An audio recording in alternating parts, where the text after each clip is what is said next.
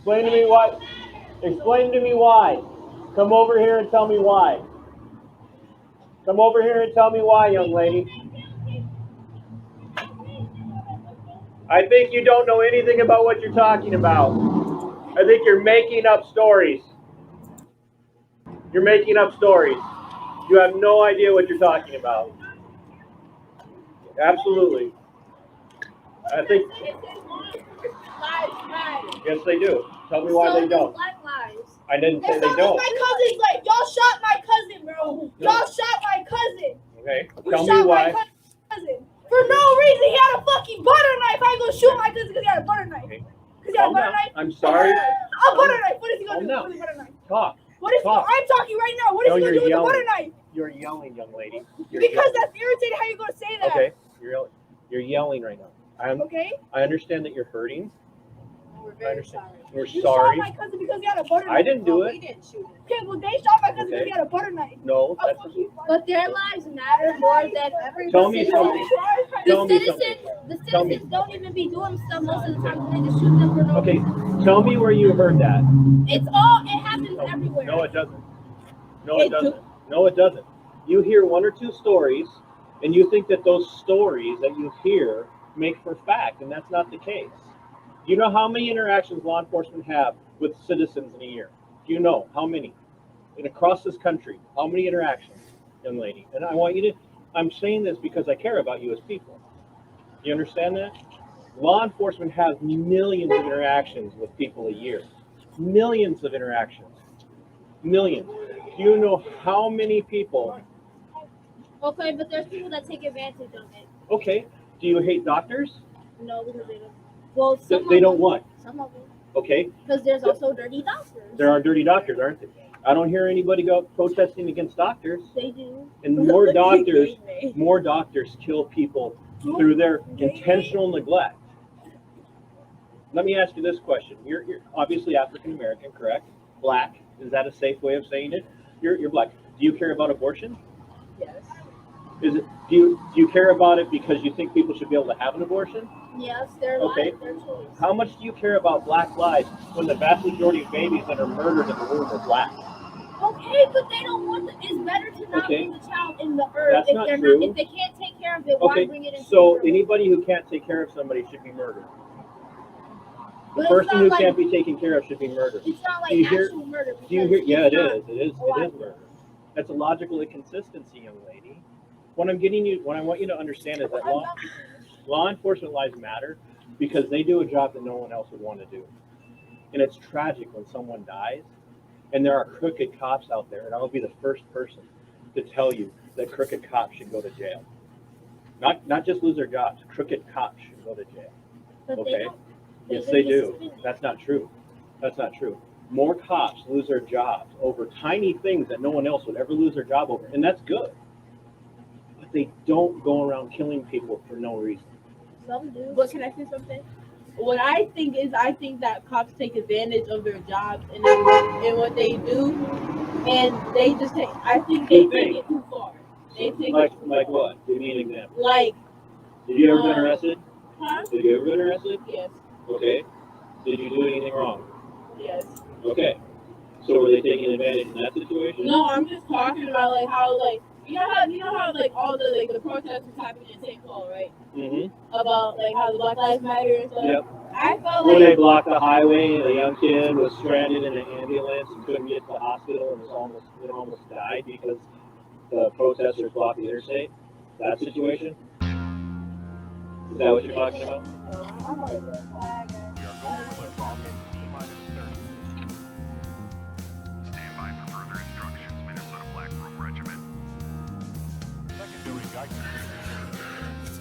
That interaction took place almost 2 years ago in Albert Lea, when an Albert Lea Police Department officer, in what I believe was a justified shooting, a justified use of lethal force, took the life of a man who was failing to obey lawful orders, was carrying a weapon, and was a threat to private citizens in the community and to officers.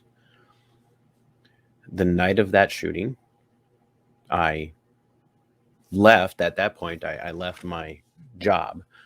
I believe that was a Thursday night. I can't remember for sure. Left my job with the sheriff's office, went home, changed clothes, grabbed my equipment and my signs, and went out and stood on the corner of the government center at a stoplight holding my signs. And then the next night I went out with my wife, who you hear in that video, and we did more outreach, and that was that interaction. I have done that numerous times in Albert Lea. I have met deputies, I've met officers, I met the sheriff, and I even met J.D. Carlson one day, I believe. I had a video of it, I think, somewhere, but I could be wrong.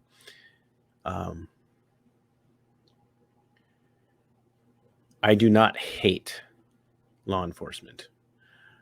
I do not hate cops, deputies. I do not. I don't hate anybody in Albert Lea. I definitely do not hate J.D. Carlson. But I do despise what J.D. Carlson stands for, and I despise what J.D. Carlson has done. I want to remind everyone that J.D. Carlson is a United States Marine veteran. He is a former Marine. He took an oath as a Marine to defend and uphold the Constitution of the Republic of the United States.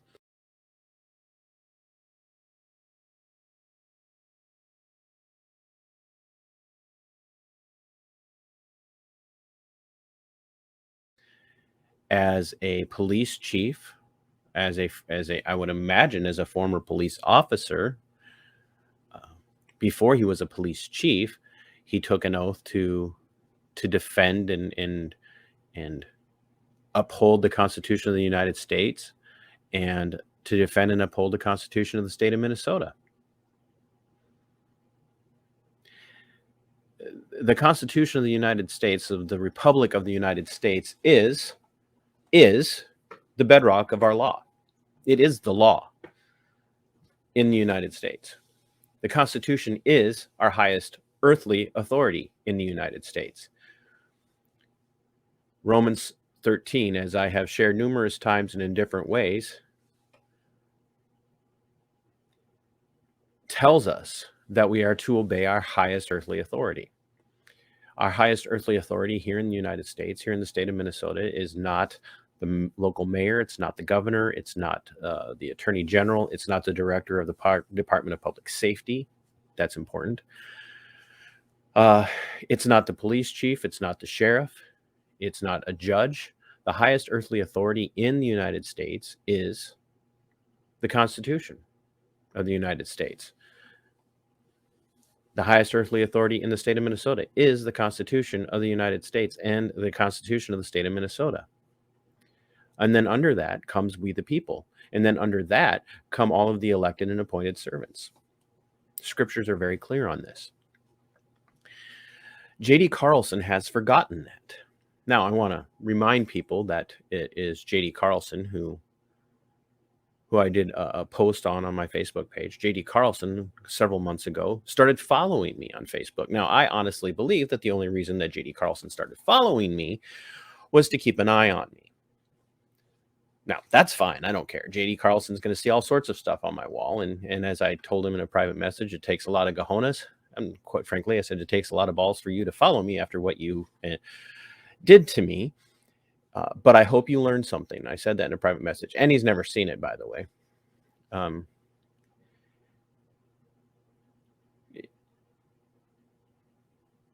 There again, I only sent that message after he started following me.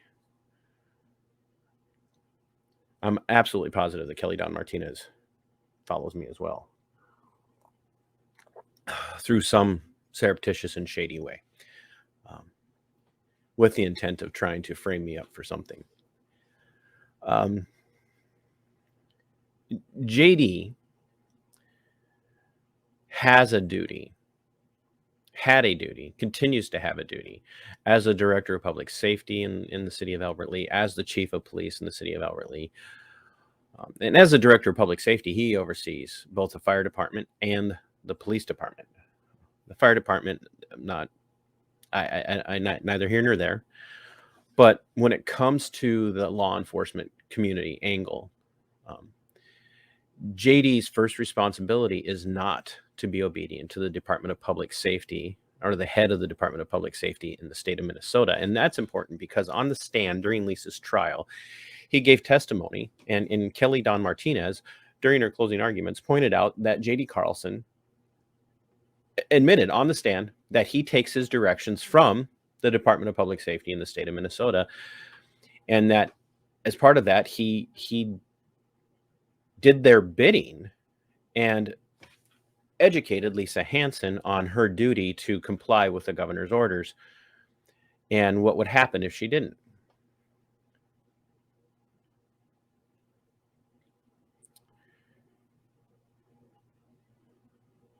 Part of the argument that is taking place in this situation is that I believe that JD has a duty to uphold law.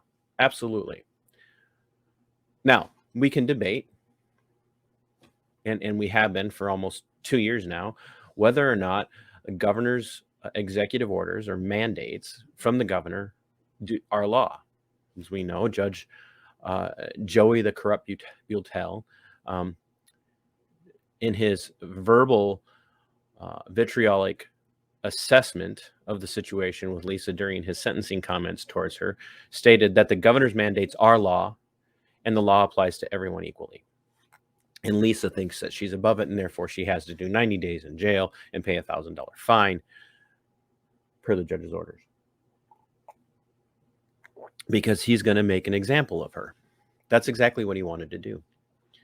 So I don't doubt that JD perceives that the governor's mandates, the governor's executive orders are law.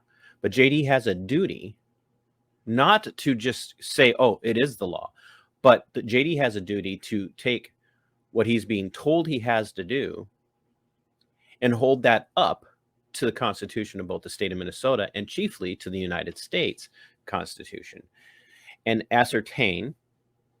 Now, I realize JD probably doesn't have the intellectual moxie to read the Constitution and read a law and then examine and explore whether or not that those things jive, whether there's an interconnection wherein what the governor orders in an executive order and a mandate is law or not. JD just hears that it's a law, so then JD enforces it. And it's clear that JD takes a lot of his cues from the city attorney of Albert Lea. Now, this in and of itself may not be a negative, right? Oftentimes, a senior law enforcement official will take counsel from a county attorney in the case of a sheriff, or a city attorney in the case of a police chief. That's normal. But see, JD doesn't have enough ability on his own to think through these things and question whether or not what the city attorney, in this case, KDM, is telling him is legitimate. And he certainly doesn't have enough of a backbone to stand up to the director of public safety of the state of Minnesota. So JD does what JD does, and that is he takes his orders. He's just following orders. It's what he's been taught to do. And quite frankly, that's what the majority of people in the United States have been taught to do. They've been taught that whatever somebody in a position of authority says is law, and therefore you must do it. Now, is that true? Absolutely not. It's patently untrue. One doesn't just need to do whatever one is told. One has the freedom and has a responsibility, quite frankly, to take a look at what they're being told to do, and with the right amount of forethought and the right amount of deductive reasoning, has to determine whether or not what they're being told to do is right and proper, not according to what the law says, but first and foremost what the Constitution says. and then make those challenges. But the vast majority of people, and this includes many of the people that you and I know, but the vast majority of people, especially people like Carlson, just do what they're told. I was just following orders. And so when you have a man like J.D. Carlson who just follows orders, he's going to expect that his staff just follow orders. And Carlson's going to take his orders from whoever holds the strings of his employment. So if the Department of Public Safety tells him he needs to do something, then he, as the director of public safety for the city of Albert Lea, is going to do what they tell him to do. Otherwise, they're going to make things uncomfortable for him. And he works at the will of the mayor and the city council. And it's very clear that in Albert Lea, the mayor and the city council are under the thumb of Kelly Martinez. We've seen this play out in several comments that have been made by city council members that I've been told, and this has been relayed to me by people who were in part of the conversation, that there are members of the Albert Lea City Council who have flat out told Lisa Hanson and others in that area, we can't talk to you because Kelly Martinez has told us we're not allowed to. There's a gag order on us. We're not allowed to talk to you.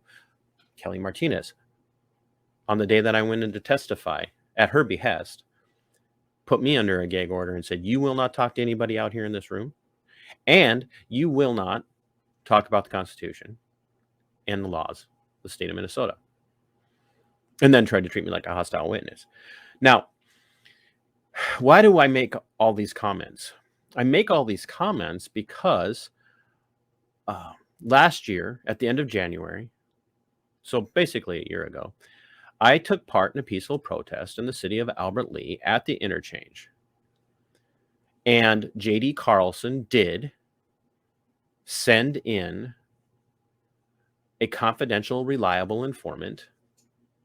And I don't know who it is. I don't have any pictures, and I'm not going to show them. But I became aware of this from the criminal complaint that was given to Lisa Hanson. And then I received that complaint from Lisa Hanson. I looked at it and I said, Lisa, do you realize that J.D. Carlson, the chief of police of the city of Albert Lea, took a paid confidential informant, a confidential reliable informant. And what you need to understand about confidential reliable informants is that 98% of the time, a confidential reliable informant is an individual who has been accused of a crime or is a career criminal, and they have agreed to work with a law enforcement agency for a reduction in their charges or a reduction in their sentencing, or to be actually oftentimes completely exonerated of the charges that they've been charged with if they cooperate in the investigation that they're being asked to cooperate in. And so let's say in many cases, this will take place in a situation wherein we're dealing with the sales of narcotics or controlled substances. So this individual is caught with meth, which is an automatic felony. And the investigators will say, hey, here's the deal. We'll put in a good word with you with the prosecutor. We'll argue that you're cooperating with us. We'll ask that your charges either be reduced or dropped, or that you have receive a very light sentence if you agree to do this. And snitches do what snitches do. What happens is they send them out. They do this, what's called a controlled buy. And this controlled buy takes place.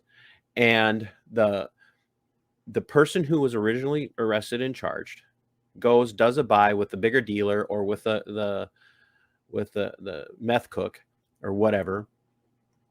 And then the police rush in, they perform the arrest on the bigger fish, and the littler fish goes free or gets much reduced charges.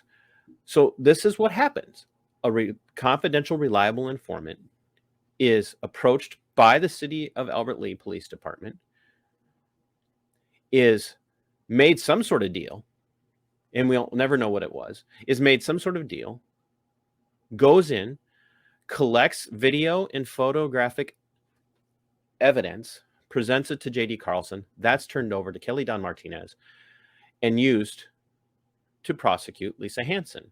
Now, under normal circumstances, I'd be like, But in this situation, I'm like, because this was a planned peaceful protest. It was a planned peaceful protest. It was posted as a protest. It was announced as a protest. There were signs on the building that said it was a protest. And we have state agents, statist thugs like J.D. Carlson, sending in spies to gather information, to use that information to persecute, and yes, I said persecute Lisa Hanson for having a protest.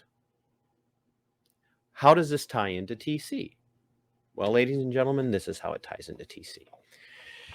When I was made aware of this, I did a video showing several different people, one of whom was a state agent, who was shooting video of me, by the way.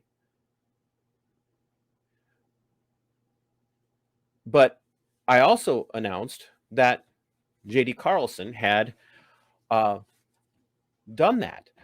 And I said in my video that I had given J.D. Carlson an opportunity to explain his actions as a constitutional office holder or position holder in the state of Minnesota. That, ladies and gentlemen, was used against me by the Olmsted County Sheriff's Office and by the attorney that they hired to investigate me to say that I threatened J.D. Carlson. Now, you're like, well, did you threaten him, TC? And TC did not threaten J.D. Carlson. See, I have always treated Minnesota Black Robe Regiment as an independent media outlet. Always have. An independent media and editorial outlet. Always, always, always, always, always. I have never once said that I was part of the law enforcement community. Ever. I never once said that I represented any law enforcement community. Ever. Ever, ever, ever. Not once. Well, not until I made my announcement of what was going on with me back in September when the sheriff's office in Olmsted County saw the handwriting on the wall and said, this is not going to end well for us. And finally decided that they were going to pay me off to go away, which is fine. We've got other things in the works. So, but they used that against me. And Michelle Soldo, the attorney that they hired to the tune of at least $200 an hour for 60 days to investigate me, presented what I said to J.D. Carlson in a phone call, in a voicemail, as a threat. As a threat. J.D. Carlson stated, I threatened him. And not only did he, along with Kelly Don Martinez, call the FBI and the BCA, he either did it himself or worked and colluded with, and we'll talk about that more when I do the video just about Kelly Don Martinez, indicated that I was a threat, that I attempted to threaten him. And Ms. Soldo, bless her heart, took the audio recording of the voicemail that Carlson provided her and did a transcription of it. And my union attorney sitting next to me, having read this, told me, he goes, that's not a threat. That's you doing your job as a member of the media.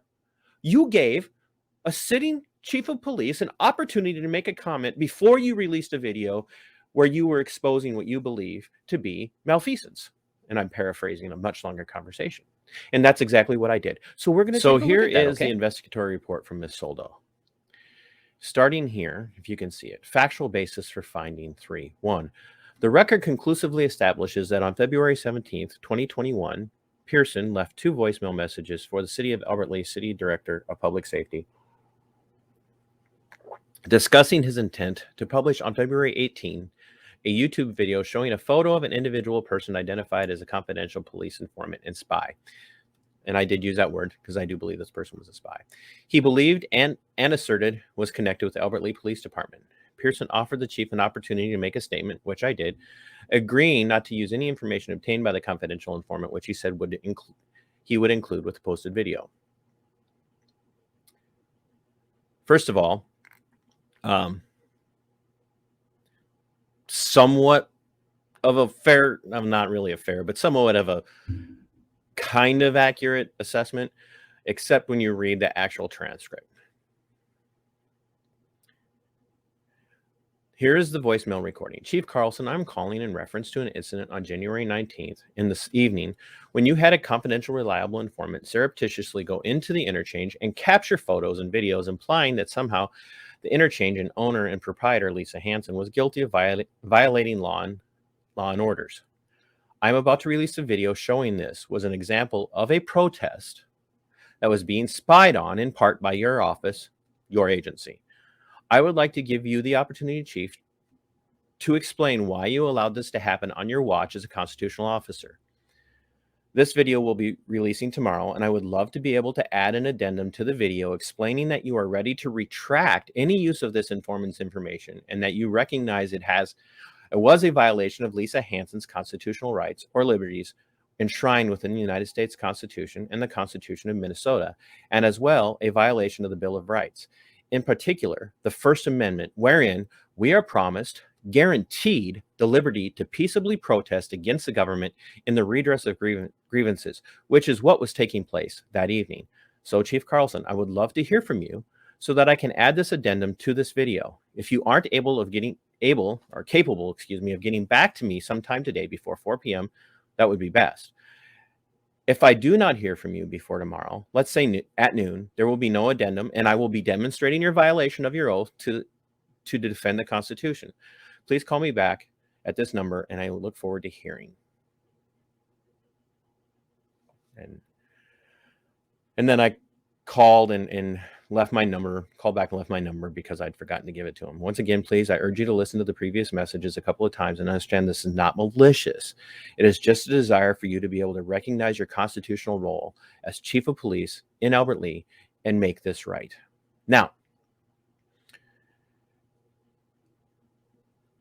this is what she says. The record conclusively establishes that on February 18th, Pearson published the video discussed in his February 17th voicemail to Chief J.D. Carlson. And he called out by name Chief J.D. Carlson and City Attorney Martinez and two undercover officers he correctly identified as agents of the Minnesota Department of Public Safety, Alcohol and Gambling Enforcement Division. Pearson also posted on Facebook the names of the two undercover agents and posted two still photos from video of one of the two agents. Did I do that? Yes. I want you to focus on this. It was a protest. J.D. Carlson, acting as an authoritarian shill, did send in a confidential, reliable informant to spy and gather information on Lisa in pursuit of persecuting her for a protest.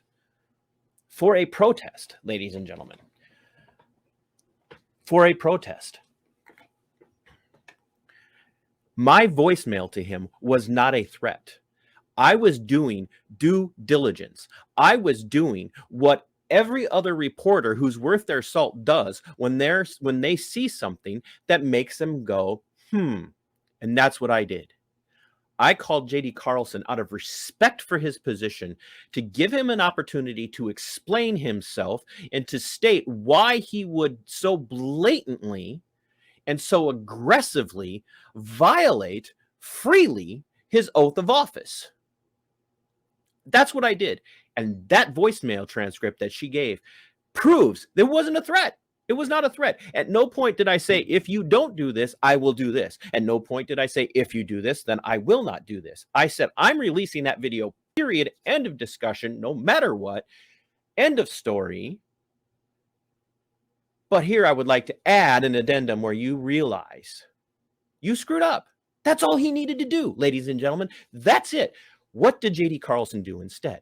J.D. Carlson instead turned his back even further on his oath of office, even further on the Constitution that he swore to protect and uphold, which means to protect and uphold the rights of all people within his jurisdiction, within the state of Minnesota, within the United States Republic. And he doubled down and he filed a formal complaint against me because I threatened him. Talk about a coward move. What a coward. What kind of public servant coward says he threatened me. I mean, the implication is I basically blackmailed him. I didn't do that. I didn't say do this and I won't do that. Do this and I will do that. I said, this is what's going to happen. Here's what my plan is. I'd love to give you an opportunity to explain yourself. That's all he needed to do. He could have called me. He could have sent me a message. He could have done anything and saying, hey, F off. Hey, disagree with you. I would have added that. He could have called and said, you know what? I've thought about it. Maybe you're right. Still going to do it, but maybe you're right. I would have added that. He chose not to. Fine. That's his prerogative. He thinks he did right. Fine. That's wonderful. If that's what he thinks, he's wrong. He's wrong. But that's what he did. But instead, he took that voicemail, twisted it in his corrupted little peon of a brain. Yeah, this is personal. The man is a mental midget. He twisted it and turned it into big bad TC from the Minnesota Black Robe Regiment hurt my feel bads and he's threatening me. I'm scared. I'm scared. Somebody better do something about him. What self-respecting Marine veteran would defend what you did, J.D. Carlson? You were a sick individual. Happy New Year.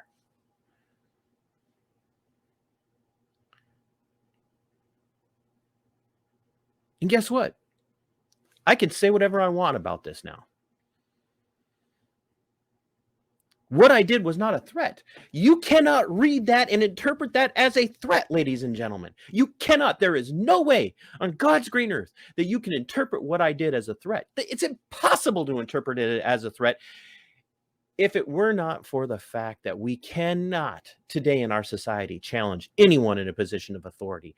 Because if you challenge anyone in a position of authority, you're an upstart insurrectionist dissident.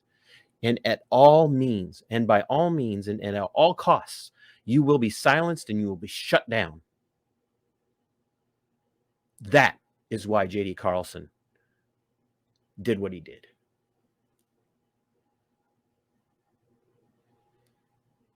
He's that guy that no matter what is just going to follow orders. He's just going to follow orders.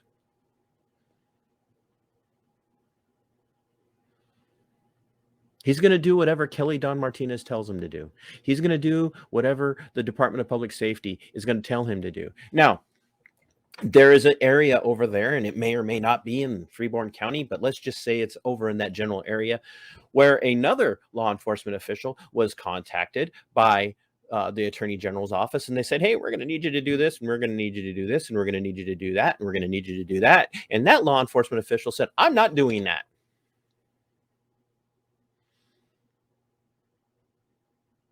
Period. He said, I'm not doing that. I'm not playing your game.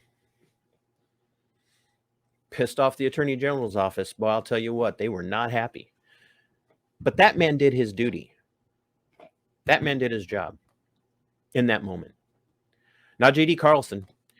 J.D. Carlson took his marching orders from the Minnesota Department of Public Safety. J.D. Carlson took his marching orders from the city attorney of Albert Lea. And J.D. Carlson lied about what I did.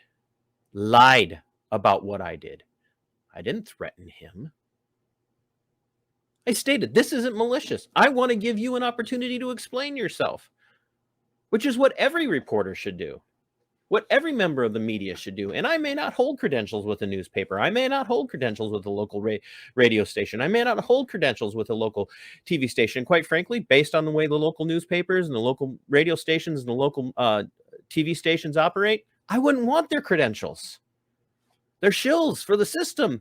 They're agitprops. They are members of the Ministry of Propaganda for the state of Minnesota. They work hand in hand with the state of Minnesota to forward and advance whatever propaganda the state of Marxisota wants them to forward and advance. And J.D. Carlson is part of that system. And he's got men and women who work for him who are just following orders.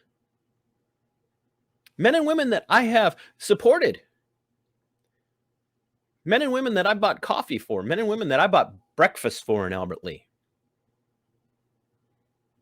sitting in the McDonald's drive-thru several years ago, one morning on my way home from something in Albert Lee. Albert Lee Police Department squad cars, cruiser sitting in a couple of spots ahead of me ordered breakfast in the drive-thru at the McDonald's. Pull up to the speaker and I'm like, "Hey, is that officer in the police, police cruiser, is he paid for his breakfast yet?" "Oh, no, sir." I said, "Okay, I got it. When he gets up there, just give it to him. Tell him to have a great day."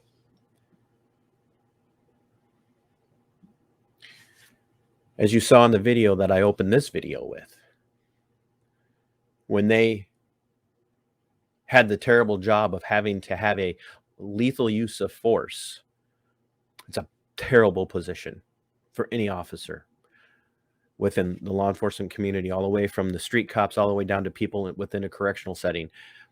When they have to use that level of force, that is a terrible, terrible, terrible day. And they have to make a decision. Are they going to go home at the end of the day? Or is that criminal, the accused, or in this moment, the suspect with a weapon, whether it be a knife, a butter knife, a fork, a spoon, I don't care what it is this person going to go home, or am I? Or is this person going to go home and the other person that's next to them on the street, maybe they aren't? That's a bad freaking day. And I have gone out and I have supported them and said, look, their lives matter. And in that video, you heard me say there are bad cops.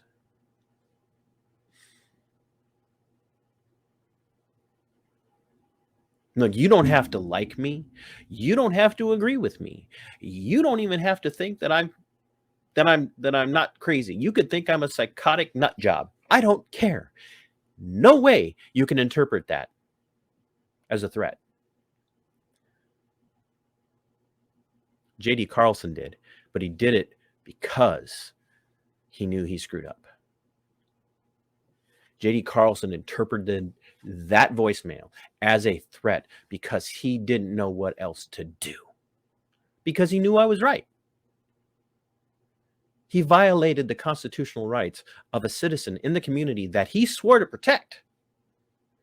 He swore to protect her. A woman who has never committed a crime, outside of maybe a speeding ticket somewhere. Let that sink in. He sent a criminal. A criminal. Someone who is facing charges for something else. He sent a criminal in to criminalize a non-criminal person. And that criminal more than likely got some sort of deal out of the situation.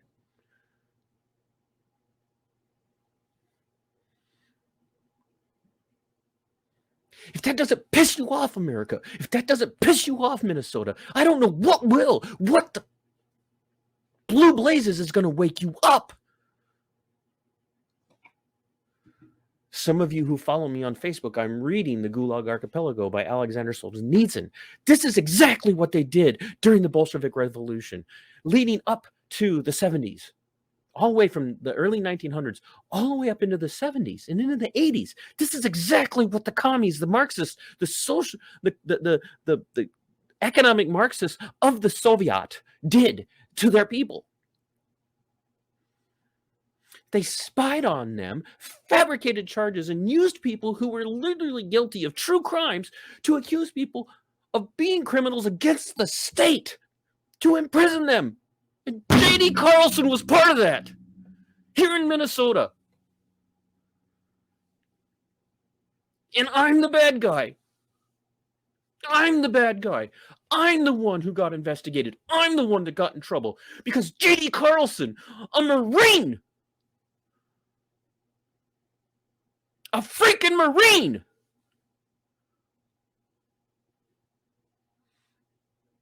an oath-taking member of the military, an oath-taking member of the law enforcement community, accused me of being a criminal. I will be publishing this document, this portion of the document, on my website. I will let you go and read it over and over and over and over and over again until it sinks in. They turn that into a crime. They called the Federal Bureau of Investigation. J.D. Carlson colluded with people to call the Federal Bureau of Investigation on me, to call the Bureau of Criminal Apprehension in the state of Minnesota on me.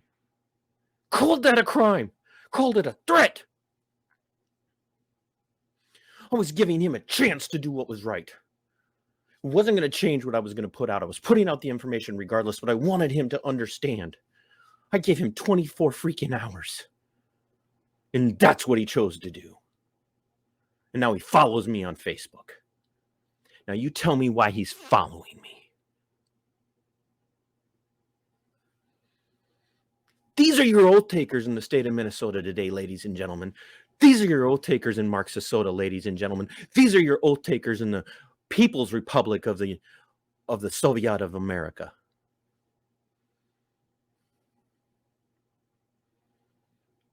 In the FBI, or should we say the NKVD. These are the people that want to nationalize the Capitol Police and give them investigatory and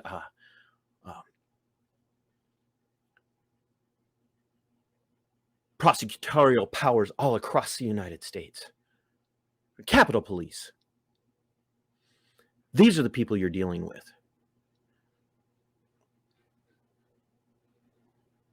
This is what you're dealing with.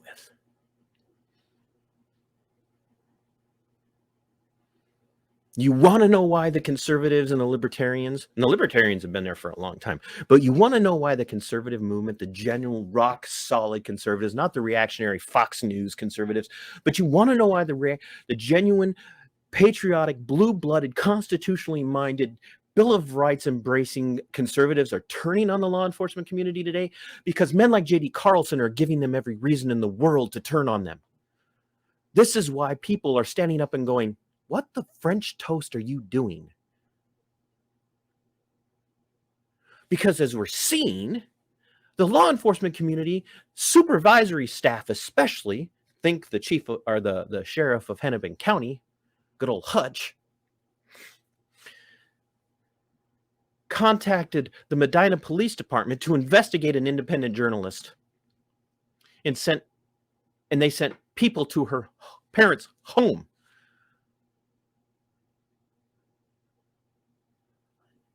We have gotten a report that you have done the dog's deed. The dog's deed of talking about what one of our officers has done. We cannot allow this. You cannot report the truth. We will have to shut you down. And that's the phone call that J.D. Carlson made. There is this upstart, this TC. Who is this TC? Who does he think he is? Questioning me. Calling me, giving me this voice message. If I will have to do what I have to do to shut him down, we must stop him. We cannot allow this to happen. We must stop him. This criminal upstart.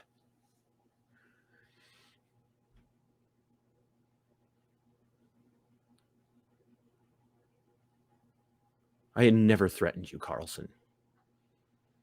And at one time, I would have bent over backwards to defend your office. And I would have bent over backwards to go out of my way. As I did in the one video where I demonstrated that your officers responded very well to Kelly Dunn Martinez illegally using a panic device to summon them in a situation that was not emergent, that could have gone very bad. And your men responded very well in that situation. And I applauded them for that. And I commended them for that. Now, I'm never giving one of those people over there that work for you the benefit of the doubt. I'm always going to assume that they're doing something wrong.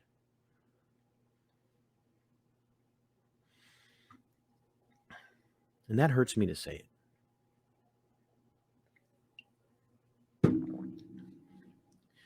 And I do not believe for a minute that if you find out that I'm in Albert Lee, that you won't come up with a way to try to trump up something to have me arrested for. You and Kelly. You're a coward, Carlson. You're a coward. You're a statist thug. You're a jackbooted thug. oh, you're like Kevin Torgerson in that you've got this polished demeanor. You looked really, really sharp in your dress uniform the day that you testified against Lisa. But so did the blue hats, the blue caps in the Soviet. They looked very sharp in their uniforms, and everybody bowed to them, and everybody treated them with deference, and nobody wanted to be on the bad side of them either. I don't care if I'm on your bad side, Carlson, you coward. What more can you do to me, short of actually finding something to arrest me for? Trumping up something to arrest me for. And make no mistake, if anybody comes after me at this point, it's retaliatory. It's all retaliatory. That's all it is. It's all retaliatory. Because I dared to rock the boat. Mark my words, if somebody comes after me for something, it will be retaliation.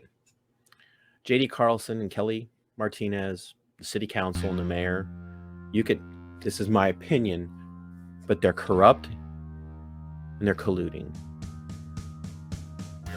And they're never going to stop until people have had enough and said we need to get them out of office.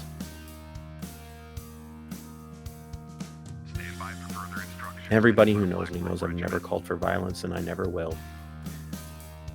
I never call for the initiation of force. I've never called for the initiation or escalation in physical tactics, ever. Ever. Ever. And I never once threatened Carlson. I never once attempted to blackmail him. Ever. And like I said, this portion of the document will be published on the website and probably on the Facebook page as well. They went after me because I'm a dissident. They went after me because I pointed out the corruption and the collusion. That's it. They went after me because I say things. Like, not on my watch. In sic semper. Tyrannus. Please stand by.